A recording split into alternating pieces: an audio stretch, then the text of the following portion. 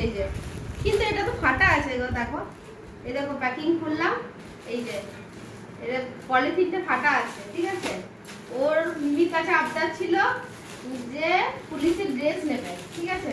আর তার মতন ওর মিমি অর্ডার দিয়েছিল, এই দেখো অনলাইন থেকে এসছে, দেখা যাক ড্রেসটা কেমন হয়েছে। এই যে দেখো ওর পুলিশের ড্রেস, এটা পরিয়ে তারপর তোমাদের সাথে ফটো শেয়ার করব। তবে প্যান্টটা মনে হচ্ছে অনেকটা বড়, না প্যান্টটা অনেকটা বড় হয়েছে।